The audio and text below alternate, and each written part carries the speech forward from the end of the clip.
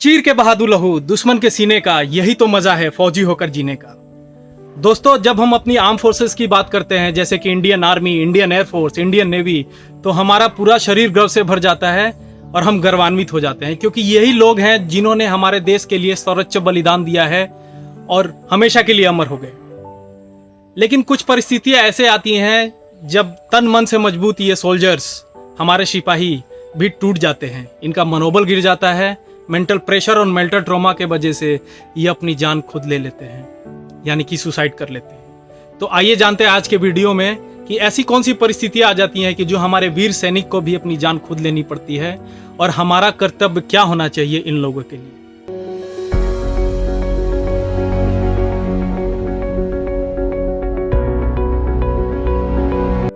लगभग हर साल 100 से भी ज़्यादा सिपाही यानी कि सोल्जर्स आत्मदाह कर लेते हैं, यानी कि सुसाइड कर लेते हैं, जो कि एक बहुत ही एलार्मिंग और एक चिंताजनक सिचुएशन है। मार्च 2020 में minister of state for defence Shripad Naik ने एक रिपोर्ट जारी की थी, जिसमें पता चला कि 2019 में 93 ऐसे सिपाही थे जिन्होंने सुसाइड किया था, जिनमें से 73 तो सिर्फ इंडियन आर्मी के थे। वैसे ही 2018 में 107 और 2017 में 103 ऐसे केसेस आए थे, सुसाइड के केसेस आए थे।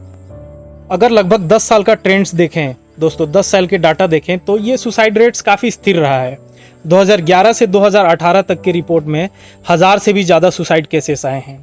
There is a perception in academics and media personalities that ये केसेस तब होते हैं जब लेक ऑफ डिटर्मिनेशन ज़्यादा देखा जाता है, या तो लीडरशिप क्वालिटी होती है सीनियर्स में, या फिर वहाँ पे ओबीडियंट बिहेवियर नहीं फॉलो किया जाता है, यहाँ पे किसी भी कारण टॉर्चर होता है उन जवानों का, या तो फिर उनको लंबी छुट्टियाँ नहीं मिलती, लंबी दिनों की छुट्टियाँ नहीं मिलती, या फिर कोई इमरजेंसी सिचुएशन हो उनके घर पे, तब भी उन्हें छुट्टी नहीं दिया जाता है। तो ये कंप्लीट बिल्डअप होता है, जिसके कारण सह न पाने के कारण सोल्जर्स जो होते हैं वो सुसाइड जैसा कठिन निर्णय लेते हैं। इसके लिए जब डिफेंस मिनिस्ट्री ने एक डाटा कंपाइल किया 1 जनवरी 2014 से लेके 31 मार्च 2017 तक, तो एक चौंकाने वाला रिजल्ट सामने आया। हर 3 दिनों में एक जवान खुदकुशी कर लेता है, इस रिपोर्ट की माने तो। यहाँ तक कि ऑन ड्यूटी 348 लोगों ने अपनी जान दे दी थी, जिसमें से 273 आर्मी के थे, 12 नेवी के थे, और कम से कम 60 लोग इंडियन एयरफोर्स के थे। डिफेंस मिनिस्ट्री की माने तो ये वर्क प्रेशर की वजह से नहीं है, बिल्कुल नहीं है वर्क प्रेशर की वजह से, बल्कि इनके घरेलू प्रेशर या फिर तनाव, घरेलू तनाव, फैमिली में चल रहे तनाव, या किसी लैंड डिस्प्यूट की वजह से। अब ये तो हम बता नहीं सकते, ये तो डिफेंस मिनिस्ट्री हमसे ज़्यादा अच्छा जानता है। जम्मू कश्मीर की हालत किसी से छुपी नहीं है दोस्तों। तो अगर मैं आपको कहूँ कि ऐसे केसेस जम्मू कश्मीर से ही ज़्यादा आते हैं, तो आपको हैरत बिल्कुल नहीं करना चाहिए। 2021 में ही कुपवाड़ा के तंगधर सेक्टर में तैनात मेजर फैजुल्ला खान ने अपने आप को ही शूट कर लिया। ऐसे 6 और केसेस आए थे अक्टूबर 2020 से जनवरी 2021 तक। 6 ऐसे केसेस आए थे, सोचिए दोस्तों, जिसमें सूबेदार हवलदार बरिंदर सिंह, चंद्रा पाटिल, पीजी नायडू, जगजीत सिंह, रक्षित कुमार, NK मुलियाराज, अमित कुमार, और ऐसे कई नाम हैं जिन्होंने अपनी जान खुद ले ली वर्क प्रेशर में आकर, ना कि घरेलू प्रेशर में आकर। वर्क माहौल अगर अच्छा ना हो, तो या वो नॉर्मल इंसान हो, कोई फैक्ट्री में काम करने वाला इंसान हो, या कोई आर्मी का जवान जो कि बॉर्डर पे तैनात है, वो भी अगर उसको भी अच्छा वर्क एनवायरनमेंट ना मिले, तो वो भी ऐसे कड़े कदम उठा सकता है, जिससे कि उसके पूरे परिवार को, पूरे देश को नुकसान हो सकता है। ऐसे केसेस या तो जम्मू एंड कश्मीर या तो नॉर्थ ईस्ट इंडिया के राज्यों में दिखाई देते हैं, क्योंकि ये दोनों चाइना और पाकिस्तान के बॉर्डर डिस्प्यूट को लेके हमेशा हाई रेड जोन में रहते हैं, जहाँ पे मेंटल प्रेशर और मेंटल ट्रॉमा के वजह से इन सोल्जर्स के ऊपर मेंटल हेल्थ जो होता है इनका, वो काफ़ी अफेक्टेड हो जाता है, जिसके वजह से ये कदम उठा लेते हैं। क्योंकि वहाँ टफ वर्किंग कंडीशंस भी होता है और खाने पीने की सुविधाएं भी कम उपलब्ध होती है, जिसके वजह से इनको ज़्यादा मेंटल ट्रॉमा पड़ता है, मेंटल प्रेशर पड़ता है, और ये ऐसे कड़े कदम उठा लेते हैं। कर्नल KC दीक्षित, जो कि हमारे पूर्व डिफेंस मिनिस्टर स्वर्गीय मनोहर पर्रिकर के साथ बहुत ही क्लोजली काम करते थे, उन्होंने जब एक सर्वे कंडक्ट किया डिफरेंट एरियाज के जूनियर कमांडिंग ऑफिसर्स के साथ, तो उन्हें ये पता चला कि जब इन हाउस कोई ऑपरेशंस होता है, जो कि हमारे कंट्री के विदिन ही जब इंडियन आर्मी को करना पड़ता है मिलिटेंट्स या माओवादी के खिलाफ, तब उन्हें काफ़ी तकलीफ होती है, वो इमोशनली काफ़ी डिस्टर्ब रहते हैं, क्योंकि अगर माओवादी है या मिलिटेंट्स है हमारे कंट्री के अंदर, तो है तो वो इंडियन ही, तो वो उससे इमोशनली कनेक्ट काफ़ी रहते हैं, इसलिए वो उनके मेंटल स्ट्रेस को ज़्यादा बढ़ावा देता है। यहाँ तक कि जब अगर लोकल पीपल भी अगर मिलिटेंट्स का साथ दे देते हैं, तो इंडियन आर्मी का जैसे एकदम मोराल सा डाउन हो जाता है, उनका हौसला सा टूट जाता है, और जिसकी वजह से उनके ऊपर काफ़ी मेंटल ट्रॉमा पड़ता है, और वो सच्चाई और झूठ से फ़र्क नहीं कर पाते कि कौन सच्चा है और कौन झूठा, और किसे मारना है और किसे नहीं मारना। तो ये दो चीज़ें इंडियन आर्मी के मेंटल स्ट्रेस को और बढ़ावा देती हैं। United service institution of India ने जब रिसर्च किया तो ये पता चला कि पिछले दशक में आर्म फोर्सेस के अंदर स्ट्रेस लेवल काफ़ी बढ़ गया है।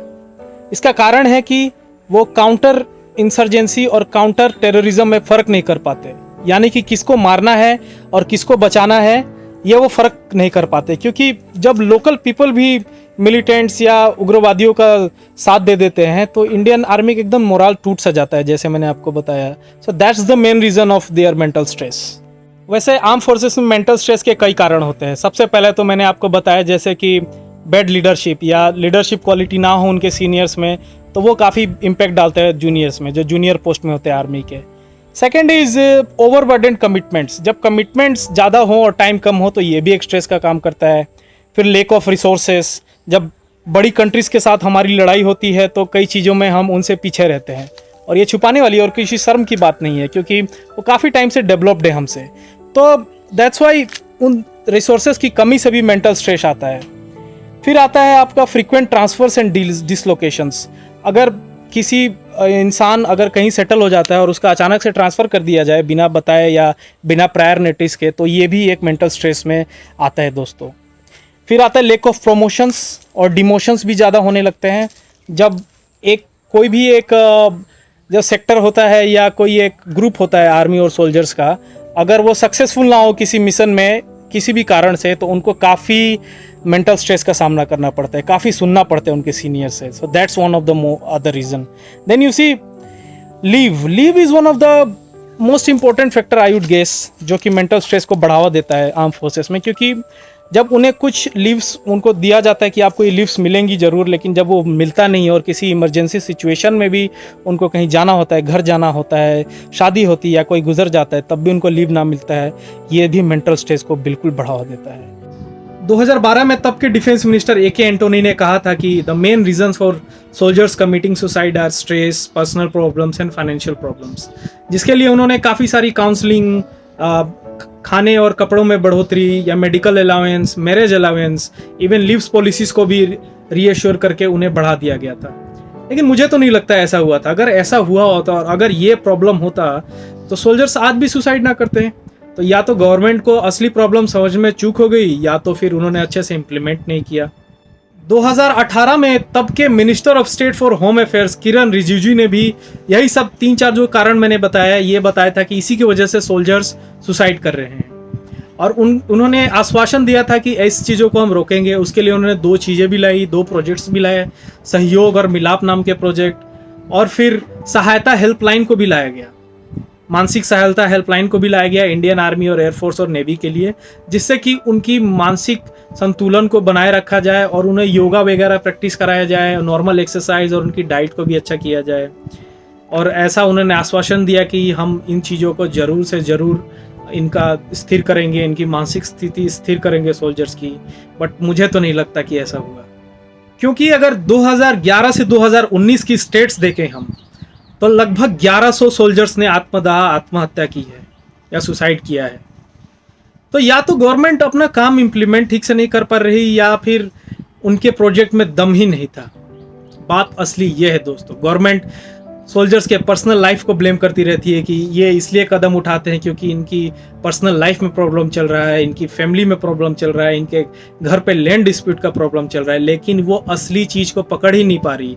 और ऐसा उनको शर्म आनी चाहिए, क्योंकि मैं किसी पर्टिकुलर गवर्नमेंट को यहाँ टारगेट नहीं कर रहा हूँ, किसी गवर्नमेंट पार्टी का नाम नहीं ले रहा हूँ, लेकिन किसी सोल्जर जो कि अपना सारा कुछ त्याग करके हमारे देश के लिए सर्वोच्च बलिदान करने के लिए तत्पर तैयार रहता है, वो ऐसा क्या होता है उसके साथ, या कौन से कारण होते हैं कि उसे सुसाइड जैसे कड़े कदम उठाने पड़ते हैं। जब वो तैयारी करता है किसी आर्मी, या आप किसी जवान से मिलिए जो कि तैयारी करता है, उसके कितने अंदर जोश और हर्ष और उल्लास बना रहता है कि हम अपने देश के लिए कुछ कर मिटना है, हमें आर्मी ज्वाइन करनी है, हमें एयरफोर्स ज्वाइन करना है या नेवी ज्वाइन करना है।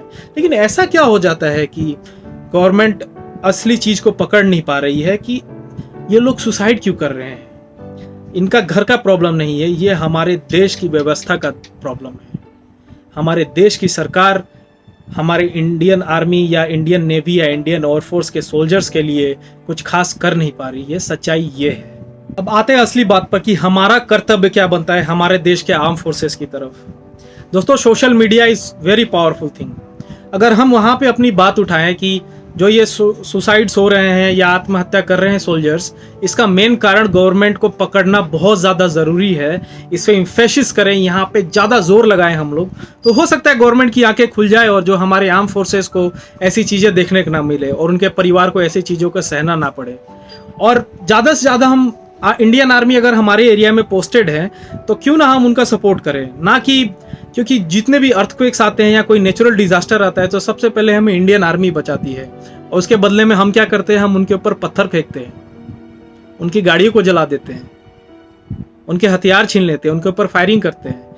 ये तो हम करते हैं। मैं सिर्फ जम्मू कश्मीर या नॉर्थ ईस्ट इंडिया की बात नहीं कर रहा।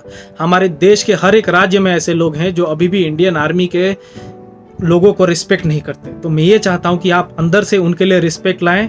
बाकी आप अगर अंदर से रिस्पेक्ट लाएंगे तो बाकी का एनवायरनमेंट अपने आप सही हो जाएगा।